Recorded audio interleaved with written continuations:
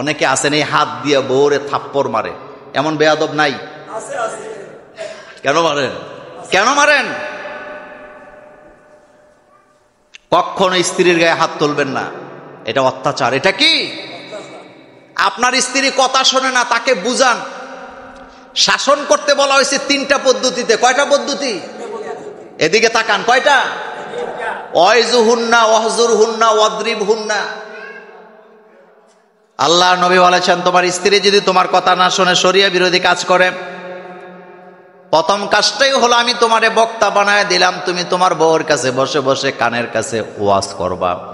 ওয়াইজুহুন্না, ওয়াজ করবা, বুঝাইতে থাকো বুঝাইতে থাকো বুঝাইতে থাকো, বুঝে কাজ হয় না। ওয়াহজুরহুন্না, বুঝাইতে বুঝাইতে 3 মাস গেছে, বুঝে না, এবার তুমি বিছানাটা আলাদা করে দাও। বিছানা আলাদা মানে বাপের বাড়িতে পাঠানো না। বিছানা আলাদা মানে কোলবালিশ দিয়ে রাখবেন, মানে সীমানা দিবেন, এক কথা শেষ। এই সীমানার হেদিকে তুমি, এদিকে আমি। দেখবেন রাত 12টার পরে গুতাগুতি শুরু হইব। কারণ মহিলাদেরকে আল্লাহ এমনিই বানাইছে। যত কিছু হোক, মহিলা এমন এক জাতি, কোন সময় রাগ করে কোন সময় খুশি থাকে বোঝা বড় মুশকিল। কারণ কি জানেন, নারীদেরকে আল্লাহ এমন মন দিয়ে বানাইছে, কোন আবদারটাও তারা রাগ করে চায়। এই যে আপনি সকালবেলা উঠে দেখতেছেন চেহারা সুরত কেমন যেন করে রাখছে, তা আপনি যদি না বুঝেন কেন করে রাখছে, তো আপনি স্বামী হওয়ার যোগ্যতাই রাখেন না। এই যে সারা রাত ঘুমাইছেন, আপনি যে তার দিকে তাকান নাই, তার সাথে কথা বলেন নাই, সকালবেলা ঘুমের তো এটা নাস্তা বানাইছে ঠিক, কিন্তু চোখ মুখ, কথা কন না কেন, চোখ মুখ, এটা দেখে বুঝতে হবে যে আমার কোনো কমতি হয়েছে তার প্রতি। আর এটা না বুঝলে আপনি কি স্বামী হয়েছে? এজন্য বিছানাকে কি করবেন, যদি কথা না শোনে মানে কোলবালিশ দিবেন, আলাদা বিছনা আলাদা বাড়িতে না। খবরদার, এটা বুঝের ভুল, এটা করা যাবে না। কাছাকাছি রাখবেন, তবে গায়ে হাত দিতে দিবেন না। ডোন্ট টাচ, চলবে না। কিন্তু গুতাগুতি চলবে, কারণ থাকতে পারবে না। ইসলাম কত সুন্দর। কয়টা গেছে? কতক্ষণ নাকি? যখন 2টায় কাজ হয়েছে না, এবার বলা হয়েছে অদ্রিমহুন্না, হালকা মারো। এ জরাবা ইয়াজরিবু জরবান ফাহুয়া জরিবুন। এই জরাবা মানে মাইরা, এই যে নাকশি ফাটান না। রাসূল সাল্লাল্লাহু আলাইহি ওয়াসাল্লাম বলছেন মারা যাবে, চেহারা মারা। মনোযোগ আছে নি? রাসূল কি বলতেছে শুনেন, মারা যাবে, চেহারায় মারা যাবে না। আর আমার দেশের স্বামীরা শুরু করে কি দিয়ে? দইরে। কথা কয় না, বিয়ে করছে যারা, কথা কন না কেন? দইরে কোন জায়গায়? চেহারায়। রাসূল বলছে চেহারায় মারা যাবে না। রাসূল বলেছেন অঙ্গহানি করা যাবে না। রাসূল বলেছেন গায়ে দাগ লাগানো যাবে না। বলেন, বলতে হবে সবাই। 1 নাম্বার কোথায় মারা যাবে না? 2 নাম্বার বলা হয়েছে বিকলাঙ্গ, মানে কি করা যাবে না? অঙ্গহানি। 3 নম্বরে বলা হয়েছে শরীরে দাগ লাগানো। তো নারীদের শরীর আপনার মতো আমার মতো শক্ত না নরম? আঘাত করলে দাগ লাগে নাকি লাগে না? তো আপনি আঘাতটা কদ্দুর করতে পারবেন এটা বলেন? কদ্দুর করলে গায়ে দাগ লাগবে না? তা আপনি যে বউরে ধইরাই নাকের মধ্যে ঘুষা মারেন, থাপ্পড় মারেন, আপনি কি গুন্ডা নিমিয়া? আপনি কি ভারত পাকিস্তানের যুদ্ধ লাগছেন? না। একটু পরেই তো সেখান থেকে আপনি শান্তি নিবেন, সাকিনা নিবেন। এটা মারার জন্য আল্লাহ দেয় নাই। এটারে যত পাম দিবেন তত পাইবেন। কত যে বুঝাই, আপনি পাম দিয়া চললে আপনি পাইবেন, পাম না দিলে পাবেন না। সমাধা, সুন্দর সমাধা একটাই আছে, ধৈর্য ধারণ করা। কি করা? রাসূল করিম সাল্লাল্লাহু আলাইহি ওয়াসাল্লামের সামনে মা আয়েশা রাদিয়াল্লাহু তাআলা আনহা বাটিকে আচার মেরে ভেঙে ফেলছে। মনোযোগ আছে? কি বানছে? টুকরা টুকরা করে ফেলছে। রাসূল সাল্লাল্লাহু আলাইহি ওয়াসাল্লাম মুস্কি মুস্কি হাসতেছেন, আর এগুলা টোকাই। কথা কোন না কেন? কি করতেছে? আপনি হইলে কি করতেন? কি করতেন? বাটি ভেঙে ফেলছে, আপনি হইলে তো গালি দিয়া যাইয়া লইয়া পড়তেন। রাসূল বিশ্ব নবী হাসতেছে, টুকরাগুলাকে একটা একটা করে টোকাচ্ছেন। রাসূলুল্লাহর হাসি দেখে মা আয়েশা বলেন, হুজুর আপনি তো আমারে হাসি দিয়া নরম করে দিলেন। রাসূল গো, আপনি যে এগুলা টোকাচ্ছেন আর হাসতেছেন, এই দৃশ্য দেখে আমি আয়েশার কলিজা ঠান্ডা হয়ে গেছে। হযরতে সাফিয়া রাদিয়াল্লাহু তাআলা আনহা আর আম্মা জান আয়েশা সিদ্দিকা রাদিয়াল্লাহু তাআলা আনহা আর রাসূল সাল্লাল্লাহু আলাইহি ওয়াসাল্লাম, তারা তিনজনে খাইতে বসছে। খাবার কি? রুটি আর গোশত, সারি, জোল। তো গোশতের জোলের মধ্যে চর্বি থাকেনি? কথা কন না কেন? সৌদি আরবে শীতের দিনে শীত কম না বেশি? চর্বি জমে গেছে। হযরতে সাফিয়া রাদিয়াল্লাহু তাআলা আনহা নিজের আঙ্গুল দিয়া ওই যে বাটির থেকে চর্বি নিয়া আয়েশার গালের মধ্যে লাগাইছে। লাগায় খাও, বেশি করে খাও। কথা বুঝতেছেন? মা আয়েশা রাগ করলেন, মন খারাপ করলেন। আল্লাহ নবী যখন দেখলেন আয়েশার মন খারাপ, নবী সাফিয়াকে কিছুই বলে নাই। সাফিয়ার দিকে তাকায় আল্লাহ রাসূল মুসকে মুসকে হাসতেছে। এবার আল্লাহ নবী নিজের হাতটা ওই বাটির মধ্যে দিয়া আবার চর্বি নিয়া সাফিয়ার গালের মধ্যে লাগাইয়া এবার আয়েশাকে বলতেছে, আয়েশা একটু তাকায় দেখো তো তোমার গালে যদ্দুর চর্বি সাফিয়ার গালেও ততটুক আছে না? না ও আয়েশা, সে তোমারে যদ্দুর লাগাইছে, আমিও ওরে অদ্দুর লাগাইছি, তো সমান সমান হয়েছে। এবার মজা করে খাও। সুবহানাল্লাহ। বাইজে এই যে দুই বিয়া পাগল হয়ে যান, পারবেন নি? ইনসাফ কিভাবে করে আপনি পারবেন না। কথা লম্বা করতে চাই না, কথা বলছিলাম আমাদের পাপের কারণে আযাব গজব আসে। এই যে যৌতুক, এত ওয়াজ, কিন্তু এরপরও ডাকাইতের দলে গোপনে গোপনে যৌতুক খায়, আসেনি? তো তুই ভিক্ষা না করবি, তোর কর্মক্ষমতা নাই, তুই আরেকজনের সম্পদের লেগে পাগল হয়েছ, তুই ভিক্ষা করে খাবে না? তুই ভিক্ষা কর। যে পৃথিবীতে সবচেয়ে বড় ভিক্ষুক হইল সে যে ব্যক্তি তার ছেলে বিয়ে করার সময়, নিজে বিয়ে করার সময় যৌতুক নেয়, তে হইল সবচেয়ে বড় ভিক্ষুক। কারণ হেতে কামাই করতে পারে না, তার কর্মক্ষমতা নাই, দিকে দুতে আরেকজনের কাছে যৌতুক চায়, নিজের ক্ষমতা নাই। কথা রাগ করতেছেন আপনারা? রাগ করতেছেন? কি লিগে যৌতুক যৌতুক করেন? এরপরে ওই যে চাপায়া দেয়, এতজন খাবার খাওয়াইতে হবে, এরকম আসেনি? আছে। এগুলা যেন আমাদের দ্বারা না হয়। আল্লাহ আমাদেরকে বুঝার তৌফিক দান করুক, আমরা বলি আমিন। রাস্তা দিয়ে হাঁটতেছে, আসামি ধরা লাগবে, পকেটে নাস্তার টাকা নাই, ধরে নিয়ে যায়, এরকমের পুলিশও বাংলাদেশে আসেনি? কিসের তোর উপরের নির্দেশ? উপর বলতে কিছু নাই, আমাদের উপরেও আল্লাহ, আমাদের চতুর্পাশেও আল্লাহ। কিসের তোর উপর? যারা মানুষের উপরে ক্ষমতা পায় জুলুম করে, তাদের শেষ জীবনে তিন অবস্থা। কয় অবস্থা? হয় অন্ধ হবে, না হয় বিকলাঙ্গ হবে, কর্মক্ষমতা হারাবে, অথবা দেশে দেশে ভিক্ষা করে খাবে, নিজের মাতৃভূমিতে মরা নসিব হবে না। এত বাহাদুরি ভালো না, এত ক্ষমতা ভালো না। এ কথা কি আমার না আল্লাহর? মা আয়েশা বলেন, আমি নিজের চোখে দেখছি, আমি নিজের চোখে দেখেছি। আসমা বিনতে আবু বকর বলেন, আমি নিজের চোখে, আমরা দুই বোন নিজের চোখে দেখেছি তাদেরই করুণ পরিণতি। কয়টা? কয়টা বলেন আরেকবার, কয়টা? এক নাম্বার অন্ধ, এক নাম্বার, দুই নাম্বার বিকলাঙ্গ, তিন নাম্বার। সুতরাং মানুষের উপর অত্যাচার করবেন না, মানুষকে গালি দিবেন না। এই জিহ্বাটা এমন ভাবে সফট করে আল্লাহ বানাইছে, একটা তার যদি আল্লাহ বন্ধ করে দেয়, আপনার জিহ্বা শেষ, কথা আর আসবেনি। কিসের ক্ষমতা আমাদের? কিসের ক্ষমতা? আমরা যে কত দুর্বল। খলিকাল ইনসানও দাঈফা। এখানে জনগণ কে হিন্দু, কে বৌদ্ধ, কে খ্রিস্টান, এটা আল্লাহ বলে নাই। আল্লাহ পাক বলছেন, ওয়ালাউ আন্না আহলাল কোরা আমানু ওয়াত্তাকাউ লাফাতাহনা আলাইহিম বারাকাতিম মিনাস সামাই ওয়াল আরদ। রাষ্ট্রের জনগণ যদি দুইটা কাজ করে, ওই দেশে আমি অভাব রাখবো না। সুবহানাল্লাহ কোন কথা কার?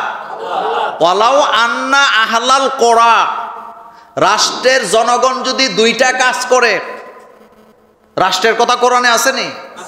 আরো জোরে বলেন আসেনি?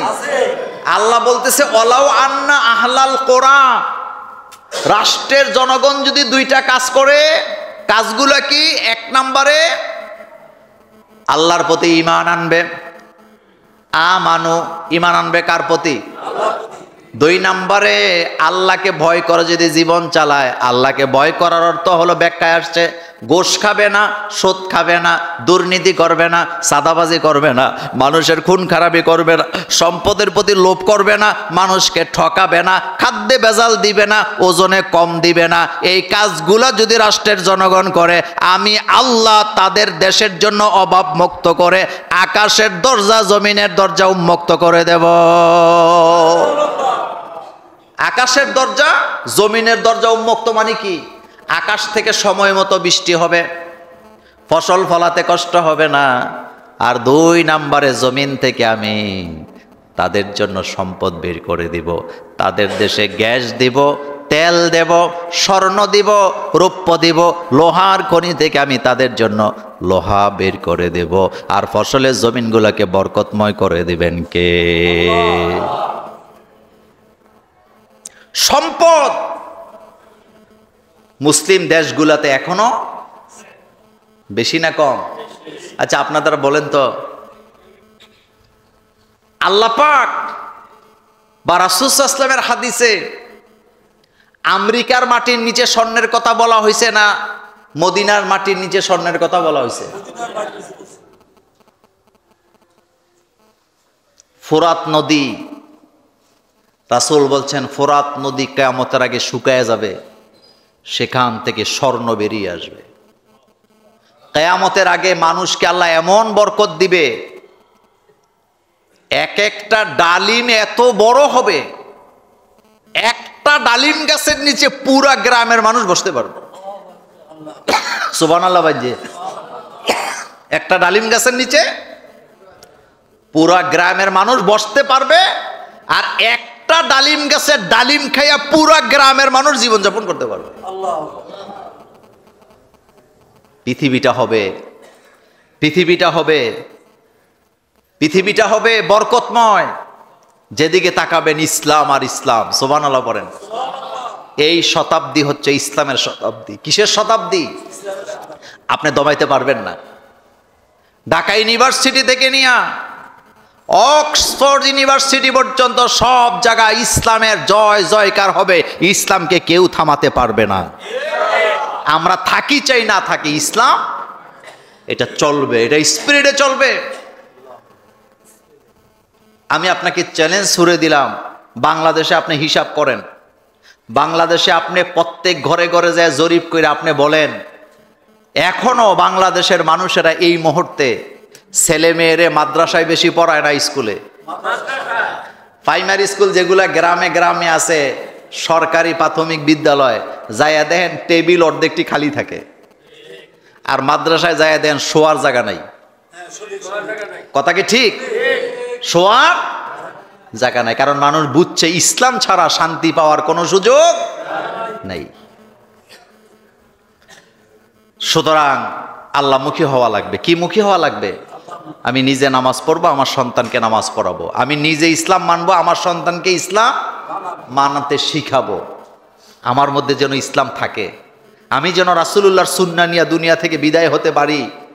আমার আমলের কারণে আল্লাহ যেন জমিনে কি না দেয়, গজব না দেয়। আমার আমলের কারণে যেন আমার এলাকায় গজব না আসে। আমার আমলের কারণে, আমার পাপের কারণে আমার সমাজে যেন আল্লাহ গজব না দেয়। রাসূলুল্লাহ সাল্লাল্লাহু আলাইহি ওয়াসাল্লাম যখন কোনো জায়গা দিয়ে যেতেন, রাসূল জিজ্ঞেস করতেন, রাসূল সাল্লাল্লাহু আলাইহি ওয়াসাল্লাম যখন কোনো জায়গা দিয়ে যেতেন, আল্লাহ রাসূল জিজ্ঞেস করতেন এই জায়গার নাম কি? যখন জায়গার নাম বলা হইতো, যদি আল্লাহ রাসূল জানতেন যে এই জায়গায় এক সময় গজব নাজিল হয়েছে, আল্লাহ রাসূল সেখানে আস্তে হাঁটতেন না, দ্রুত এই জায়গাকে ত্যাগ করতেন। কার বয়ে? জোরে বলেন, কার বয়ে? আল্লাহ পাকের বয়ে। সুতরাং এই কথাটাই বলা হয়েছে, জহার আল ফাসাদু ফিল বাররি ওয়াল বাহর বিমা কাসাবাত আইদিন নাস।